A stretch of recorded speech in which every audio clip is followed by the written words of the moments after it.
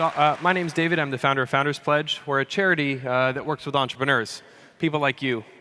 So most entrepreneurs start businesses because they see issues, problems, and they want to fix them. Broken industries need big problems. And here we've been hearing about how you people are changing the world and are innovating.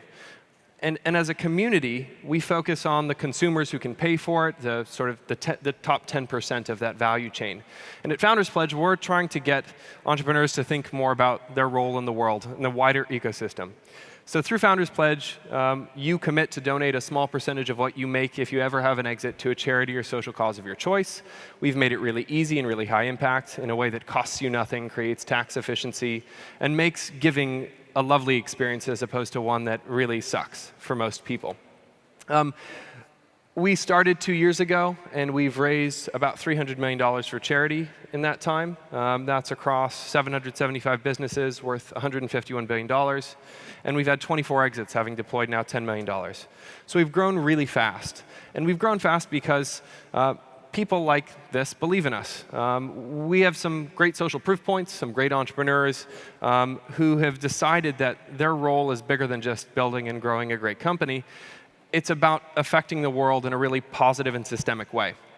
So I'm now going to talk a tiny bit about some challenges and some opportunities. And it's going to sound grim, because it is. And what that means is, for most people, the world is a pretty bad place. We live here in Europe, but there's many billions of people who don't have it nearly as good as us. And I get asked all the time, why now? And this is why now. Today, 21,000 people are going to die from hunger. This is every single day.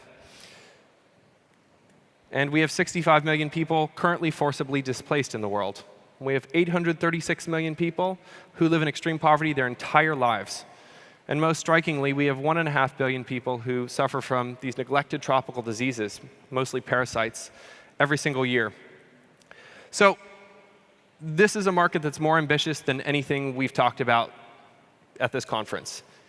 And because it's so big and so ambitious, it's also really scary. It's scary because it's persisted for a really long time. How do you affect 1.5 billion people in extreme poverty who have these neglected tropical diseases in a way that's meaningful? Well, I think the answer is technology. But I'm first going to talk about what charity currently looks like. It's messy, it's opaque, intentionally in most cases, and it doesn't really make a ton of sense. So this is charity today. You have a donor who gives money to a global NGO. You have an intermediary, sometimes 2 or 3.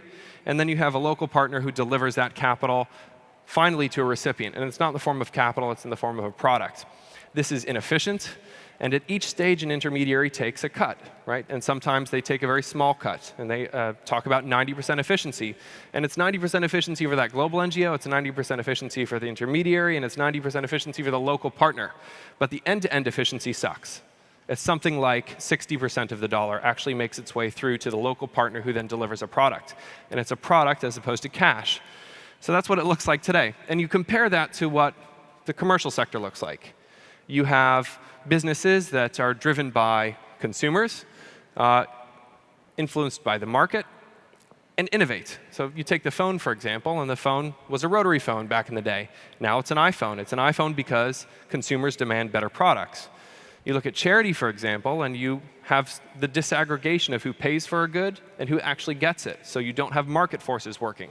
And international aid especially looks exactly the same as it did 50 years ago. We are still sending sacks of grain from the developed world to the developing world when food is produced there already. It's incredibly inefficient. And this is perhaps the most striking number that you're going to see. The oldest of the top 5 biggest commercial businesses on the planet, the oldest was started in 1975, and that's Microsoft. And of the youngest big 5 charities on the planet, the youngest was started in 1910. And what this tells us is that charities don't think in the same way that businesses do.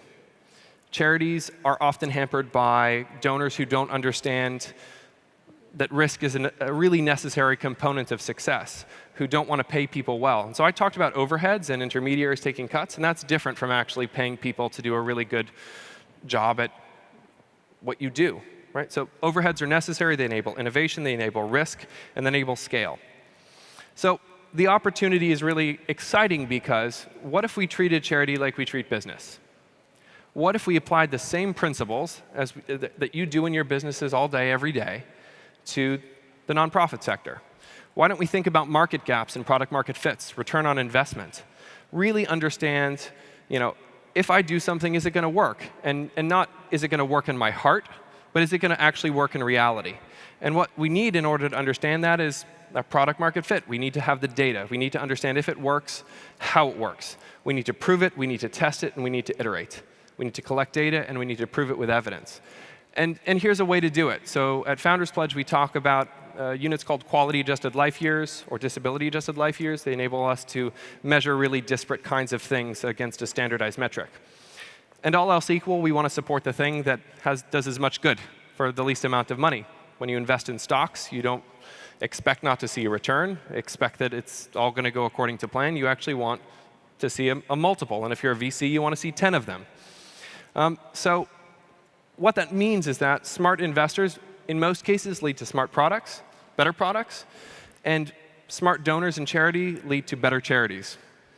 So Founders Pledge, we help people to do good better, and we focus on 3 really important things when we look at interventions and how we measure them. We focus on tractability. That is, does the thing that we are supporting actually work? If it works, and you say it works, let's prove it. Is the intervention a scalable one? And that is, does it affect a huge number of people? And if it does it scale to other markets without extreme cost? Does it scale at price? And we also want to understand if it's neglected. And that is, do people not give to this? Is it underfunded? And as a result of that underfunding, are they not able to deliver product? And what this enables us to do is really understand the difference between output and outcome.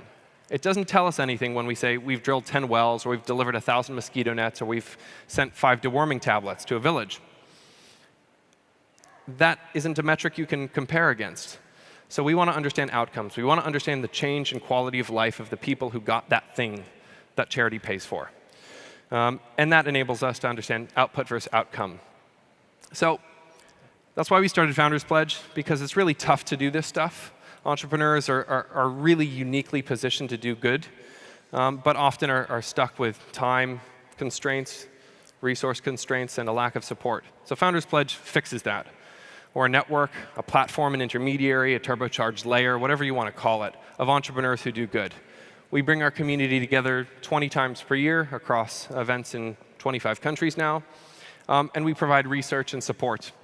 Founders Pledge is flexible, it's free, it's something all of you can do in about 10 minutes, and most of all, it creates leverage.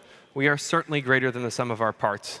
So let's be ambitious, let's change the way the world looks, and you can do that today. So thank you for letting me talk.